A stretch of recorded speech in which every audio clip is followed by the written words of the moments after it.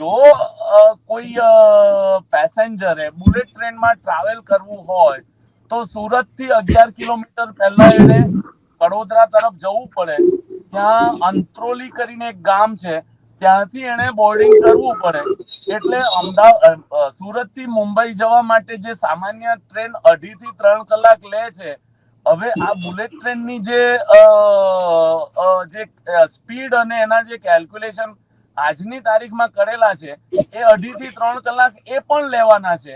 એટલે અને શતાબ્દી એક્સપ્રેસ જે ચાલે છે એમાં 40% સીટો પણ વપરાયેલી. એટલે વર્ષે જે શતાબ્દી ટ્રેનોના જે રિકવરી આવે છે એમાં 40% બેઠકો ખાલી રહીને જાય છે. એટલે ફક્ત 60% સીટો જ ભરાય છે, ને 60% નું જ ટિકિટ નું વળતર ટ્રેનોને રેલવેને મળે છે. એવા સંજોગોમાં બુલેટ ટ્રેનમાં 2 લાખ કરોડ રૂપિયાનો જે ખર્ચો કર્યો છે દિલીપભાઈ, એને આમ તો 20 વર્ષ સુધી આ કંપનીએ વગર વ્યાજની લોન છે ને પછી એટલે 20 વર્ષ સુધી ફક્ત 0.1% કે એટલું કંઈક વ્યાજ ભરવાનું છે ને 20 વર્ષ પછી એના હપ્તા ભરવાના થાય.